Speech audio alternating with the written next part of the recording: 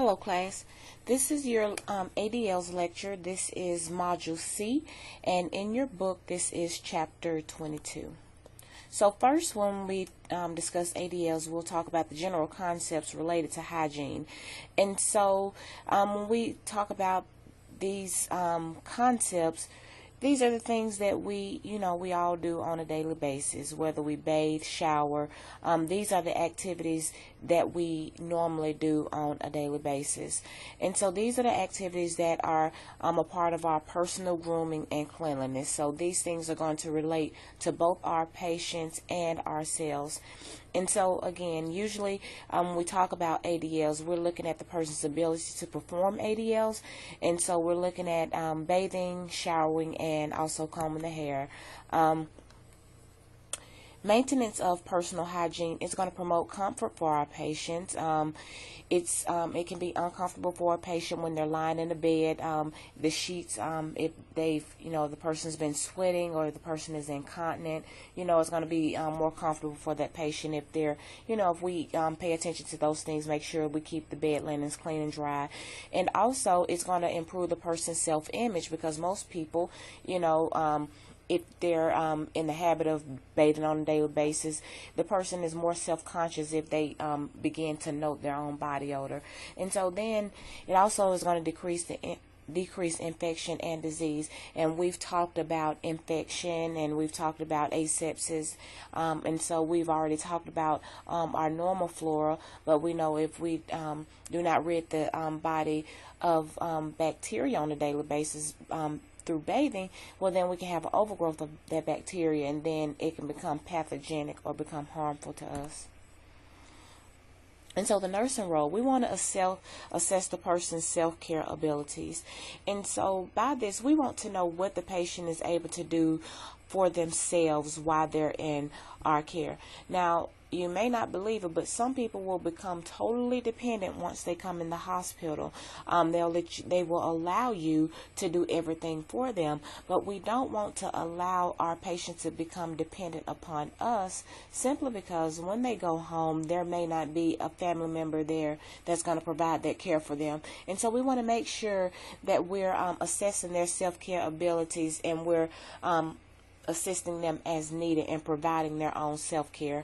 We want to provide assistance, though, as needed.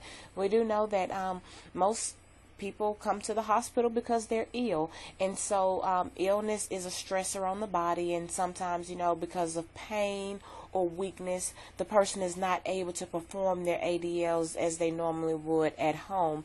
And so we want to provide assistance as needed. If the person needs assistance with, washing the lower legs or the feet or the back, we want to assist them with those things. Again, we want to promote self-care of ADL. So when we're assessing, we're asking the person, okay, what areas do you need help with? Okay. And so when we promote it, then we're bringing those things to the patient that they need to provide that self-care for themselves. But again, we're assisting as needed. We want to delegate appropriate parts of hygienic care. Now, if you have a patient and this patient is able to talk on the phone, the patient is able to feed themselves, this patient is able to provide some of their hygienic care. So that's a part of our assessment when we talk about assessing their self-care abilities. So by saying that, if a person can feed themselves and talk on the phone, this person is able to assist in certain parts of their hygienic care, such as washing or cleansing the perineal area and brushing the teeth. And so we want to delegate those parts as appropriate. Like, well, I'm going to give you a washcloth now so that you can cleanse your genital area. Okay. And so factors that influence hygiene and self-care practices, it could be psychosocial factors.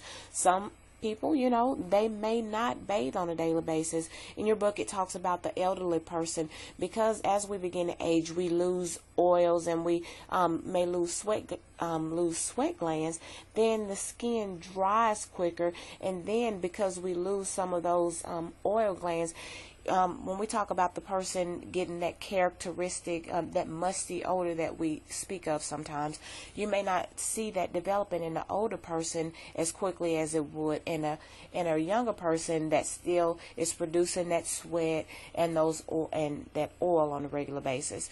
And so it could be a psychosocial factor. You may have some people, as I said, they bathe twice a day. Some people, they may only want to bathe a couple of times a week, and it may have to do with a personal preference. We have to look at the person's personal preferences. When do they prefer to bathe? Some people, they may prefer to bathe in the morning, whereas another person may prefer to bathe at night. And so we want to try to accommodate our patients as closely as possible, and then what products to use. And so usually when we're in the hospital, we do have hospital-based soaps and cleansers that we use. If the person's medical condition if the person's condition, they don't have some type of skin condition that necessitates them using a specific type of lotion or soap, they can use the things from home if they prefer. We have culture and religion that will guide beliefs concerning hygiene and cleanliness. Your book talks about some cultures not allowing a person from another sex to cleanse a person of that religion, to bathe a person of an opposite sex. In North America, though, in United States, in Alabama, it is it's one of our societal norms in North America to bathe on a daily basis and to make sure that we curtail any sense. So it's kind of one of the societal norms of North America. And pretty much when we talk about the essential qualifications and those essential things that you're supposed to be able to do as a nursing student, we do expect, that you're cleaning on a daily basis, curtailing any odors, properly using deodorant and toothpaste and all those things. And so, just keep that in mind. When we talk about economic status, a person's availability to facilities, that's definitely going to affect a person's self-care practices. If they don't have access to water and soap, well, then they would not be able to bathe on a daily basis. And, of course, monetary constraints. The person's developmental level, children may have to be encouraged. I've told you many times I have children, and so, they're not always jumping up and say, "Yay, Mommy, I want to take a bath." And so as parents, we know that, we have to encourage kids to take baths. Whereas with your teenagers, they're more self-conscious about, body odors and acne, and things of that, in that age range. And so, we may not have to stay on a teenager as much to take a bath as we would with a child. And then media will put different things out there, such as different soaps and your Axe and, your Axe body sprays and all these different things. And so media definitely plays a part in our self-care practices. And then the person's knowledge level. Again, when we talk about children, they may not know the importance, and then you may have some adults that don't understand the importance of taking a bath. They may say, "I'm grown, I can take a bath when I want," but when you're in the hospital and we have an environment where it's already an environment that has different bacteria in it, we don't want that person's body to be one of those sources that's going to cause them to become sicker. So we want to make sure that we're assessing the person's knowledge level and that we're providing education as appropriate. Physical factors such as health status can affect self-care practice. Pain limits a person's mobility and energy, so they may not, feel up to getting up to ambulate to take a bath or a shower. Limited mobility, when we talk about a person having decreased range of motion in their joints, weakness, and bed rest, all of these things can impact a person's self-care practices. The thing about limited mobility, though, the longer a person lies in bed, the weaker they're going to become. And so unless we have a person that's on strict bed rest, that means this person is not to get out of bed except to go to the bathroom, okay, usually. If a person is not on strict bed rest, we should encourage that person to ambulate to the restroom, to maybe sit up at the bedside to take a bath, because, as I said, bed rest over a prolonged period of time is only going to lead to increased weakness, and it can cause a person to develop contractures or cause the joints to become stiffer. Sensory deficits can, is such as a person having decreased independence, and then we have increased safety concerns. When we have people where maybe the vision has become affected, maybe the person does not hear as well as they once did, and when we talk about a loss of sensation, such as our diabetic patient when they've lost sensation in the feet, all of these things can affect self-care practices. We have to look at cognitive impairments. If a person is confused, they may not realize that they need to take a bath, okay?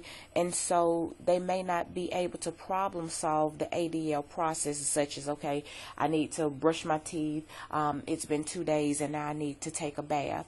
They don't connect their personal body odor with needing to take a bath. And so because of that, we want to assist. And again, just because the person is confused, maybe they're confused to where they are or who they are, this does not mean that the person cannot assist. And so even though they're confused, we may be served to stand by assist this person, which means we're going to prompt them through the bath, say, okay, Mr. Johnson, now it's time for you to wash your face. And we're going to prompt them through each part of the bathing process.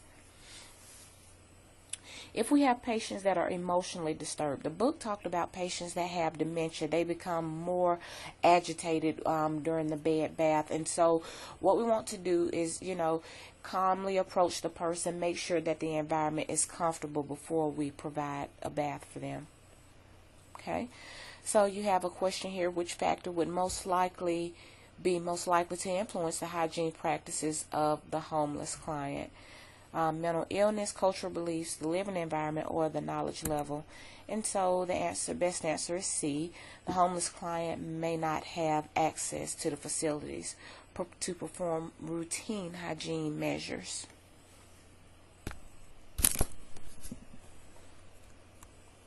Okay, so the types of scheduled hygiene.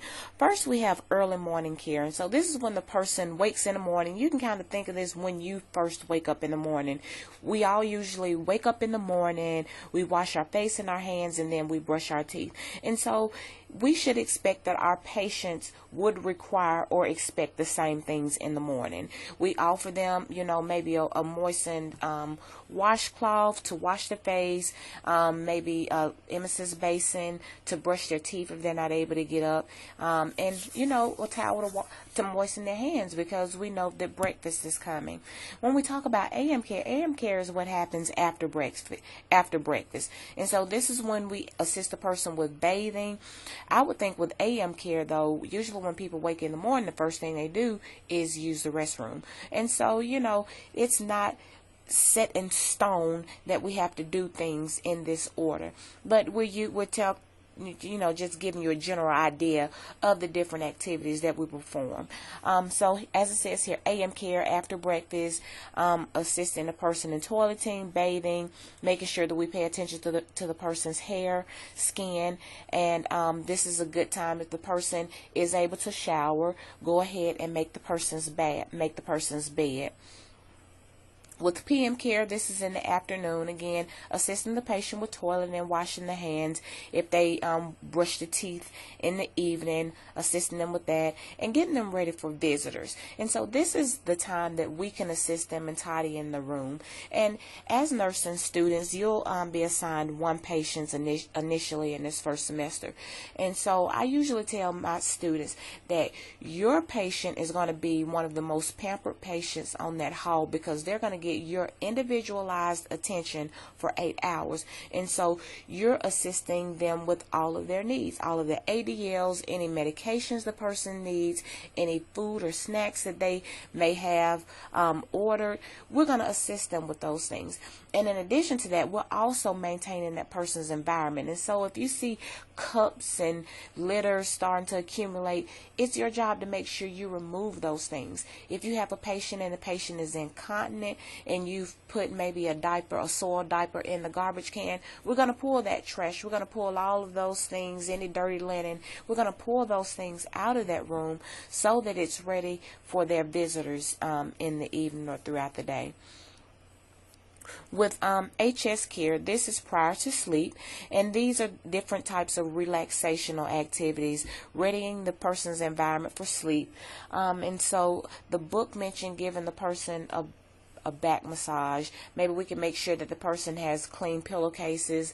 Maybe we're making sure the person has enough blankets for the night. And so when we talk about delegating hygiene care or delegating hygienic care, usually the nursing assistant is responsible for providing the person with a bath. And so what I'll tell you here is that I've been a nurse for about 12 years, and all of my years have included me giving baths, because we don't always have the help that we need. We know that sometimes, people call off. We've had to call off work before, and you may not have the staff that you need. And so just because you do not have a nursing assistant does not mean that your patient does not receive a bath that day. And so you'll find yourself as an RN giving baths. And so although we're going to, delegate this responsibility, please know that at some point you may be required to give a bath on yourself. But when we're delegating it, we need to make sure that we instruct the nursing assistant on the client's limitations. If this is a person that is going to require assistance to the bathroom as far as with ambulation, make sure they know that, okay? Because we don't want them to allow a person to walk to the bathroom by themselves and fall. So they need to know the client limitations. They need to know if the person is a complete bed bath or if the person is just a bed bath, meaning that the person can provide some of the care for themselves. And with that being said, the amount of assistance needed. And so you want to, as I said, if the person is able to cleanse the perineal area on their own, let them know how much assistance the patient is going to need, because again, we're promoting self-care. And so not only are we doing that, we're making sure that our nursing assistants are promoting self-care as well. We want to alert them to any assistive devices. If the person has a tub chair that they use, if the person uses a cane, we want to alert them to the presence of any tubes. If the patient has an IV line, we want to tell the nursing assistant to secure that area. And so usually they're knowledgeable about these things, but they may not be. And so what we usually do, we'll get maybe a clear occlusive device, maybe a plastic bag, and we'll wrap the arm and secure it so that we're maintaining the integrity of that IV site. Okay. And also we want to alert them to our observations to make during hygienic care. And so this is making sure they alert us of any reddened areas. When we talked about the integumentary system, we talked about the stage 1, and we know that a stage 1 is a reddened area that remains red, and the color does not return to that area. And so we realize that that is an area where skin breakdown can occur. So we want them to alert us to any of these things that they may note during the hygienic care. So major areas of hygienic care, bathing. Bathing a client facilitates assessment of the integumentary system. So we're looking for areas of pallor, okay? We may see pallor when it is when we see maybe a light-skinned person appears to be paler. And so this may be a person, we talk about the person that's anemic, maybe the person has lost blood. Erythema is when we have a person, maybe an area of redness or an area of inflammation. And the book tells us that it may be difficult to assess this in a dark-skinned person, but if we're palpating the skin, we may notice areas of increased warmth. When we're bathing patients, we want to notice any areas of maceration. Maceration happens when a person is allowed to stay, when the skin is allowed to stay damp, such as our patients that may be incontinent. And maceration looks like a wrinkling of the skin. If you remember, if you think about it, if you've been in a hot tub before, in a hot bath for an extended period of time, and that wrinkly texture or feeling that our skin will get sometimes, if you think about it, it's like a softening and a wrinkling of the skin that makes it more susceptible to breakdown and allowing for the entry of bacteria. So we want to note any areas of maceration, any areas of pruritus, that's dryness, which leads to excessive itching of the skin. Note any of those conditions. And we note pruritus, we're going to make sure that we provide some type of oil for the skin. When we deal with maceration, we want to make sure that we're promoting a dry environment. Other alterations that we may see in the skin, abrasions. When we talk about pulling a patient across a bed, things like friction. Friction can cause abrasions to the top layer of the skin. And pressure ulcers occur when we have patients that are allowed to remain in one position for an extended period of time, and it can lead to skin breakdown. When we're bathing a client within a facility, the RN assessment of the client's functionals, the RN should do an assessment of the client's functional abilities and their status. And so again, is the person alert? Is the person awake? Are they oriented? And again, even if we're dealing with a confused patient, we don't assume that we've got to provide that person's complete bath. We may do a standby assist where we're assisting them or talking them through it.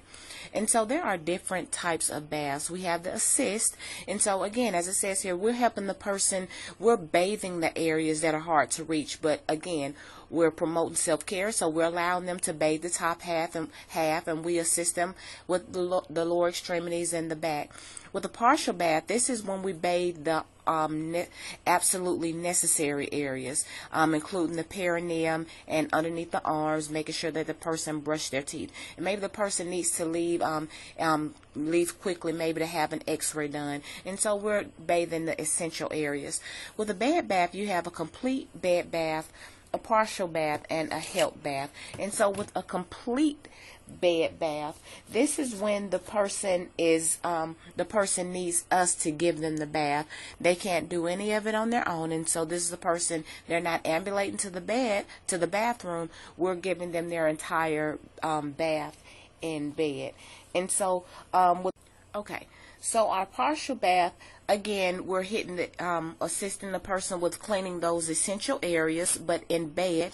And then a help bath is when we're helping the person, we're assisting them with the areas that they're not able to reach. Other types of bath, you have the towel bath and the pre-packaged bath. And so in some facilities, they'll have pre-moistened wipes that come in a package, and then they have special microwaves that we can take in and microwave the bag. And so you have these warm pre-moistened cloths that we can use to give the person the entire bath. And usually we'll use these with our patients that are receiving bed baths, because quite frankly, if a person can ambulate to the bathroom, we're going to assist them with the tub bath or a shower bath. And so we usually use these towel baths and bag baths for patients that are receiving baths in bed. And so with the prepackaged baths, usually with these, once we wipe the skin off, it's a type of moisturizer that we're putting with the skin, and we don't have to rinse the skin once we give these. Of course, we have the shower baths and the tub baths.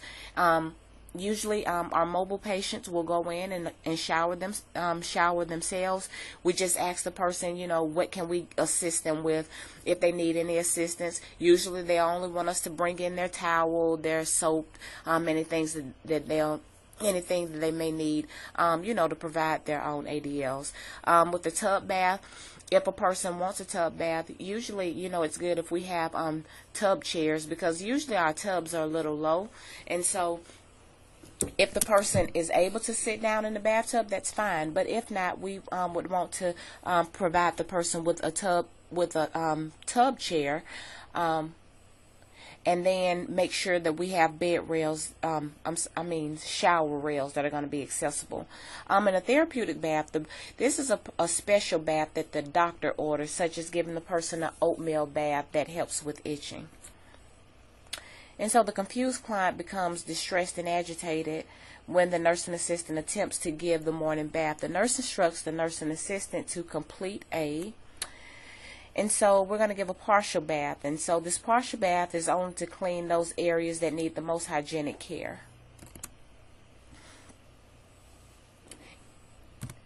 And so a part of our ADLs is to make sure that we're providing oral care like all of us do. And so the purpose of it is to remove any food particles, any secretions.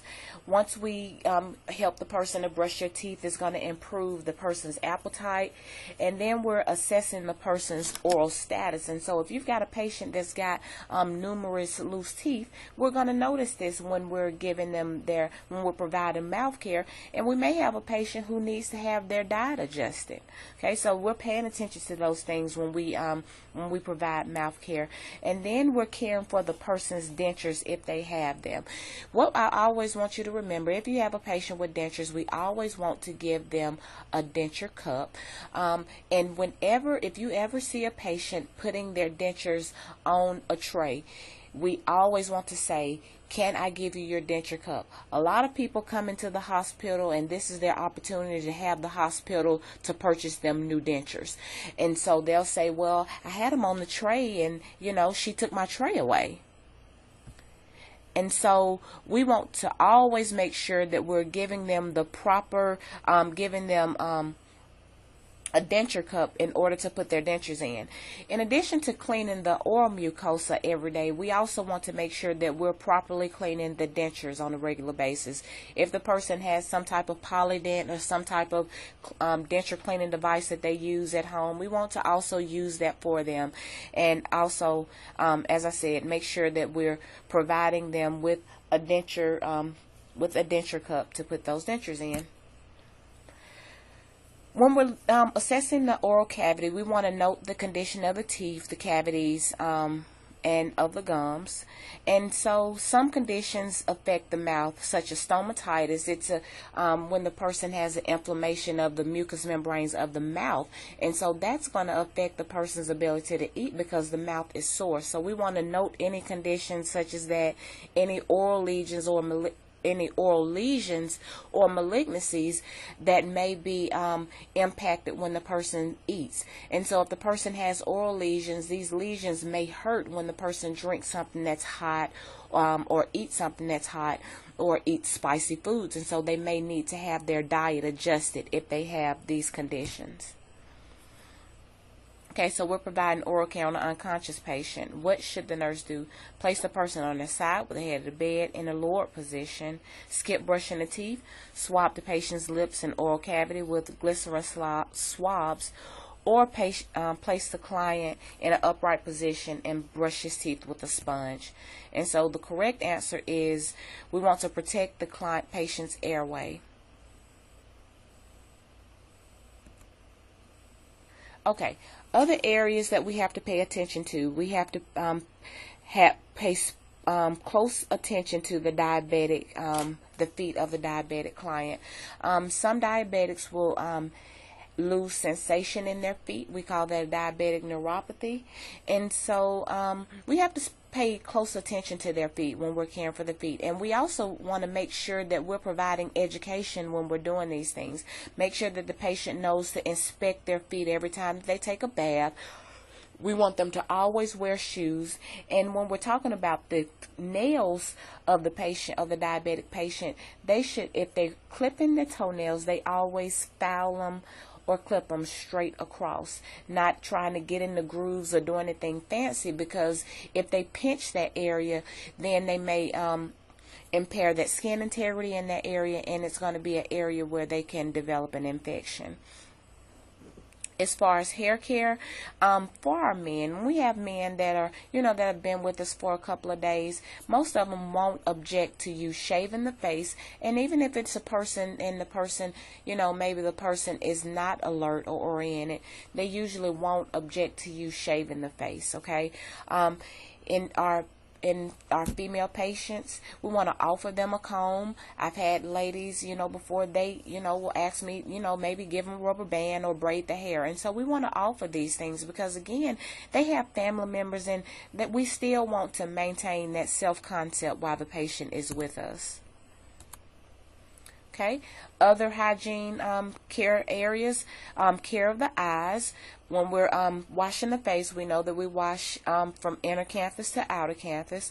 We always want to, if the person has contact lenses, provide them with cases.